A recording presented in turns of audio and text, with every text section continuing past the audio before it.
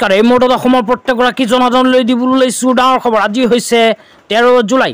আজি অসমৰ লাখ লাখ দুখীয়াসকললৈ কেইখনমান চৰকাৰী আঁচনিলৈ দিবলৈ লৈছোঁ ডাঙৰ খবৰ। তো যিসকল মানুহে ভিডিঅ'টোত ক্লিক কৰিছে অনুগ্ৰহ কৰি ভিডিঅ'টো স্কিপ নকৰি প্ৰথমৰ পৰা শেষলৈ চাই থাকিব, কিয়নো এইটো ভিডিঅ'ৰ মাজত মহিলাসকলৰ পৰা আৰম্ভ কৰি মাছ পালন কৰা সকলৰ বাবে কেইখনমান নতুন আঁচনিলৈ দিবলৈ লৈছোঁ ডাঙৰ খবৰ। তো অনুগ্ৰহ কৰি ভিডিঅ'টোত ক্লিক কৰিছে যদি ভিডিঅ'টো স্কিপ নকৰি প্ৰথমৰ পৰা শেষলৈ চাব, আৰু মোৰ চেনেলত নতুন হ'লে প্লিজ চেনেলটো ছাবস্ক্ৰাইব কৰি মোৰ লগত থাকিব। তো বলক ভিডিঅ'টো আৰম্ভ কৰি আজি প্ৰথমটো গুৰুত্বপূৰ্ণ খবৰৰ বিষয়ে বিস্তাৰিত জানি লওক। তো আজি প্ৰথমটো গুৰুত্বপূৰ্ণ খবৰ হ'ল চৰকাৰী ফ্ৰী চিলাই মেচিন। তো মহিলাসকলক ভাৰত চৰকাৰে প্ৰদান কৰিব ফ্ৰীতে চিলাই মেচিন। তো কোনবোৰ মহিলাই আবেদন কৰিব পাৰিব, আবেদনৰ সময়ত কি প্ৰমাণ পত্ৰৰ প্ৰয়োজন হ'ব, ক'ত গৈ আবেদন কৰিব লাগিব, বিস্তাৰিত জানিব বিচাৰিলে অনুগ্ৰহ কৰি ভিডিঅ'টো স্কিপ নকৰি প্ৰথমৰ পৰা শেষলৈ চাই থাকিব। তো প্ৰথমে আপোনালোকক আঁচনিখনৰ বিষয়ে সবিশেষ জনাই দিছোঁ। তো আঁচনিখনৰ বিষয়ে ইয়াতে কোৱা হৈছে ফ্ৰী চিলাই মেচিন। ভাৰতৰ কেন্দ্ৰীয় চৰকাৰে মুকলি কৰা এক মহান কাৰ্যসূচী। এই আঁচনিখন আমাৰ প্ৰিয় প্ৰধানমন্ত্ৰী শ্ৰী নৰেন্দ্ৰ মোদী ডাঙৰীয়াই 2024 চনত আৰম্ভ কৰিছে।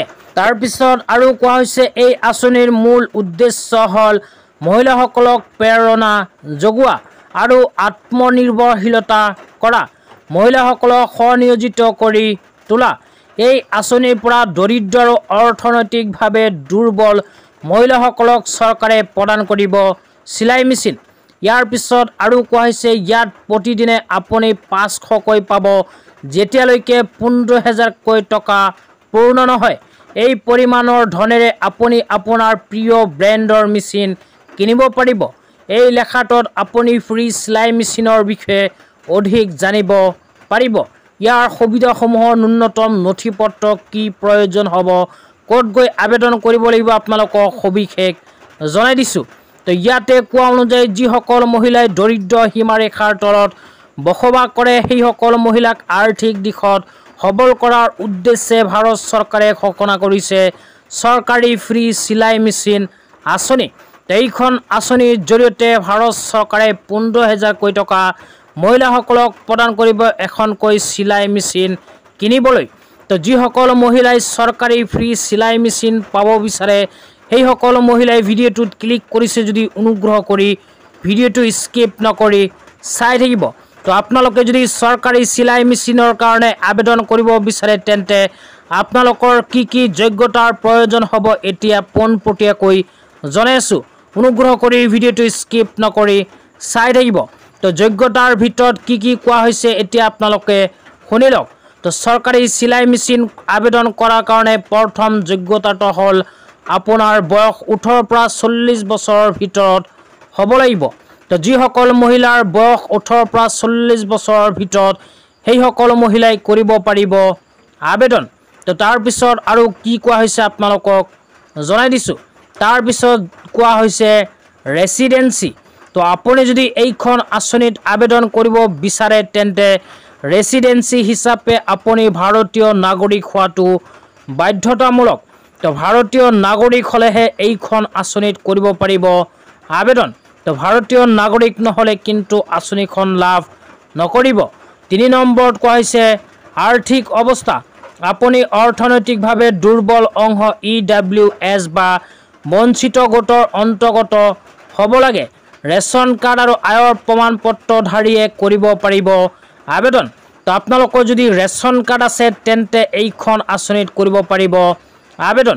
তাৰপিছত 4 নম্বৰত কোৱা হৈছে দক্ষতাৰ স্তৰ। তো দক্ষতাৰ ভিতৰত কোৱা হৈছে আদৰ্শগতভাৱে আপোনাৰ কিছুমান মৌলিক চিলাই বা টেইলৰিঙৰ দক্ষতা থাকিব লাগিব যদিহে চিলাই মেচিনৰ আবেদন কৰিব বিচাৰে। তাৰপিছত 5 নম্বৰত আৰু কোৱা হৈছে যিসকল মহিলাই চৰকাৰী চিলাই মেচিন পোৱাৰ কাৰণে নতুনকৈ আবেদন কৰিব বিচাৰে সেইসকল মহিলাই কিন্তু আগতীয়াকৈ চৰকাৰী কোনো চিলাই মেচিন লাভ কৰা হ'ব নালাগিব। তো আপোনালোকে যদি আগতীয়াকৈ কোনো আঁচনিৰ দ্বাৰা চৰকাৰী চিলাই মেচিন লাভ কৰিছে তেন্তে এইখন আঁচনিত কিন্তু আপোনালোকে কৰিব নোৱাৰিব আবেদন। তো আৰু আবেদন কৰাৰ সময়ত কি প্ৰমাণ পত্ৰৰ প্ৰয়োজন হ'ব এটা কৈ এতিয়া আপোনালোকক জনাই দিছোঁ। অনুগ্ৰহ কৰি ভিডিঅ'টো স্কিপ নকৰি চাই থাকিব।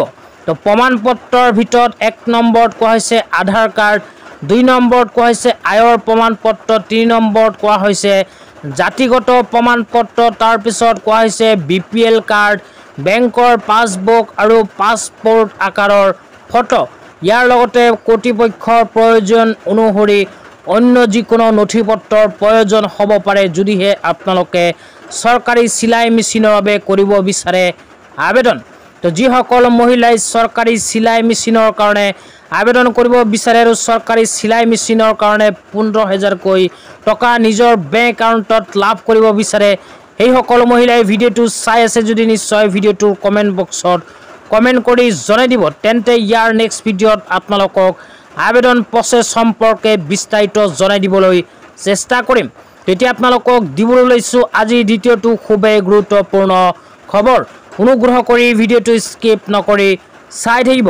তো আজি দ্বিতীয়টো গুৰুত্বপূৰ্ণ খবৰ হ'ল মাছ পালন কৰা দুখীয়াসকলৰ বাবে। তো মাছ পালন কৰা দুখীয়াসকলৰ বাবে এনেকুৱা এখন আপডেট ইতিমধ্যে আমাৰ হাতত আহি পৰিছে। লগতে মাছ পালন কৰা সকলৰ বাবে চৰকাৰে ঘোষণা কৰিছে কেইখনমান নতুন আঁচনি। তো আঁচনি কেইখনৰ বিষয়ে জনোৱাৰ আগতে ইয়াতে কি লিখা আছে আপোনালোকক পঢ়ি শুনাই দিছোঁ। তো ইয়াতে লিখা আছে আজি ৰাষ্ট্ৰীয় মীন পালন দিৱস 2024 উপলক্ষে শ্ৰদ্ধেয় অসমবাসী ৰাইজলৈ আন্তৰিক শুভেচ্ছা জ্ঞাপন কৰিছোঁ। 1957 চনৰ 10 জুলাইত ভাৰতৰ দুগৰাকী বিশিষ্ট মীন বিজ্ঞানী ডক্টৰ হিৰলাল চৌধুৰী আৰু ডক্টৰ KH আলী কুহানীয়ে উৰিষ্যাৰ আঙ্গুল মীন গৱেষণা প্ৰতিষ্ঠানত কৰ্পজাতীয় মাছৰ অৱশিষ্ট প্ৰজননৰ জৰিয়তে পোনা উৎপাদন কাৰ্যত প্ৰথমবাৰৰ বাবে সফলতা লাভ কৰিছিল। এই সফলতাই আমাৰ দেশৰ মীন পালন খণ্ডলৈ এক যুগান্তকাৰী পৰিৱৰ্তন আনিলে। প্ৰাকৃতিক উৎসৰ পৰা পোনা সংগ্ৰহ কৰি মীন পালনৰ পূৰ্বে সীমাবদ্ধ পৰিসৰ পদ্ধতিৰ পৰিৱৰ্তে অৱশিষ্ট প্ৰজননৰ জৰিয়তে পৰ্যাপ্তভাৱে মাছৰ পোনা উপলব্ধ সুনিশ্চিত কৰা এই যুগান্তকাৰী বৈজ্ঞানিক কাৰ্যকৰ্তাই আমাৰ দেশত সমগ্ৰ মীন পালন ব্যৱস্থাটোক বহুদূৰ আগুৱাই লৈ গৈছে। তাৰপিছত কোৱা হৈছে এই যুগান্তকাৰী বৈজ্ঞানিক সফলতাৰে মানৱ বিজ্ঞানী দুগৰাকীয়ে ভাৰতীয় মীন পালন ক্ষেত্ৰলৈ আগুৱাই থৈ যোৱা সুদূৰ প্ৰসাৰী গৌৰৱৰ অৱদানৰ স্মৃতি যুগমীয়া কৰাৰ লগতে দেশৰ প্ৰতিগৰাকী মীন পালক আৰু ভাৰতৰ মীন খণ্ডৰ সমৃদ্ধ কৰা সকলো বিজ্ঞানী তথা মৎস্য বিশেষজ্ঞলৈ ৰাজহুৱাকৈ ধন্যবাদ আপোনাৰ মানসেৰে 2001 চনৰ পৰা প্ৰতি বছৰে 10 জুলাইত দিনটো ৰাষ্ট্ৰীয় মীন পালন দিৱস হিচাপে সমগ্ৰ দেশজুৰি পালন কৰি অহা হৈছে। তো ইয়াৰ লগতে চৰকাৰে মীন পালন ব্যৱস্থাটোক আৰু আগুৱাই লৈ যাবলৈ মীন পালন বা মাছ পালন কৰা সকলৰ বাবে কেইখনমান আঁচনি ঘোষণা কৰিছে। তো আঁচনি কেইখনৰ নাম এতিয়া আপোনালোকক জনাই দিছোঁ। প্ৰথম আঁচনিটো হ'ল প্ৰধানমন্ত্ৰী মৎস্য সম্পদা যোজনা। 2 নম্বৰত কোৱা হৈছে গ্ৰাম্য আন্তঃগাঁথি উন্নয়নৰ পুঁজি। 3 নম্বৰত কোৱা হৈছে মুখ্যমন্ত্ৰী সমগ্ৰ গ্ৰাম্য উন্নয়ন যোজনা। 4 নম্বৰত কোৱা হৈছে ৰাজ্যিক অগ্ৰাধিকাৰ উন্নয়ন আঁচনি। 5 নম্বৰত কোৱা হৈছে অসম কৃষি বাণিজ্য আৰু গ্ৰাম্য ৰূপান্তৰ প্ৰকল্প।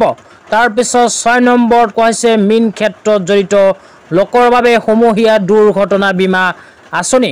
7 নম্বৰত কোৱা হৈছে মীন ক্ষেত্ৰত জড়িত লোকৰ বাবে বিশেষ KCC ঋণৰ ব্যৱস্থা। তো চৰকাৰে মাছ পালন কৰা সকলৰ বাবে এইকেইখন আঁচনি ঘোষণা কৰিছে। তো ইয়াৰ ভিতৰত কোনখন আঁচনিত আপোনালোকে আবেদন কৰিব বিচাৰে নিশ্চয় কমেণ্ট বক্সত কমেণ্ট কৰি জনাই দিব। তেতিয়া আপোনালোকক দিবলৈ লৈছোঁ আজি তৃতীয়টো খুবেই গুৰুত্বপূৰ্ণ খবৰ। অসম চৰকাৰে কেবিনেট বৈঠকত কেইখনমান নতুন সিদ্ধান্ত গ্ৰহণ কৰিছে। তো কি সিদ্ধান্ত গ্ৰহণ কৰিছে এতিয়া আপোনালোকক পোনপটীয়াকৈ জনাই দিছোঁ। প্ৰথমে কোৱা হৈছে গৃহ নিৰ্মাণৰ সপোন পূৰণ। ৰাজ্য চৰকাৰৰ কৰ্মচাৰীসকলক এটা ঘৰ নিৰ্মাণ বা ক্ৰয় কৰাৰ সপোন পূৰণ কৰিবলৈ কেবিনেটৰ দ্বাৰা 31 মাৰ্চ 2026লৈকে আপোন ঘৰ আঁচনি সম্প্ৰসাৰণৰ প্ৰস্তাৱ অনুমোদন। তো অসম চৰকাৰে চৰকাৰী কৰ্মচাৰীসকলৰ বাবে ঘোষণা কৰিছে এখন বিশেষ আঁচনি। আঁচনিখনৰ নাম হ'ল আপোন ঘৰ আঁচনি। এইখন আঁচনিৰ জৰিয়তে চৰকাৰী কৰ্মচাৰীসকলে বনাব পাৰিব এখনকৈ ঘৰ। তাৰ পিছত কোৱা হৈছে শিশু কেন্দ্ৰিক বৰ্ধিত সেৱা। 1 বছৰৰ তলৰ তুলি লোৱা শিশু উপযুক্ত যত্ন আৰু প্ৰতিপালন সুনিশ্চিত কৰাৰ উদ্দেশ্যে কেবিনেটত অসম চৰকাৰে তেনে মহিলা কৰ্মচাৰীসকলৰ 180 দিনৰ শিশু দত্তক ছুটিৰ ব্যৱস্থাত অনুমোদন জনাইছে। এই সিদ্ধান্তত কেন্দ্ৰীয় আৰু অসামৰিক সেৱাত ছুটি বিধি 1972ৰ 43ৰ সৈতে সামঞ্জস্যপূৰ্ণ। তাৰ পিছত কোৱা হৈছে এই সিদ্ধান্তই ৰাজ্য চৰকাৰৰ মহিলা কৰ্মচাৰীসকলক লাভান্বিত কৰিব আৰু দত্তক লোৱা শিশুসকলৰ সঠিক যত্ন সুনিশ্চিত কৰিব। তাৰ পিছত 3 নম্বৰত কোৱা হৈছে বিপণনযোগ্য সামগ্ৰীৰ সুচল সৰবৰাহ সুনিশ্চিতকৰণ। বিপণনযোগ্য সামগ্ৰী ই-কমাৰ্চ ব্যৱস্থাৰ এক বৃহৎ অংশ আৱৰি আছে আৰু ৰাজ্যৰ ভিতৰত সেইবিলাকৰ মসৃণ সৰবৰাহৰ হেতু আজিৰ কেবিনেটৰ দ্বাৰা Assam transportation of merchandise goods in stage carriage and contract carriage basis scheme 2024 আৰু অসম মটৰ বাহন বিধি 2003ৰ বিধি 67ৰ সংশোধনীত অনুমোদন জনায়। তাৰ পিছত আৰু কোৱা হৈছে এই পদক্ষেপে ই-কমাৰ্চৰ যুগত জ্যেষ্ঠ কেৰেজ আৰু কণ্ট্ৰেক্ট কেৰেজ বাছত বিপণন সামগ্ৰীৰ সহজ পৰিবহণ সক্ষম কৰি তুলিব।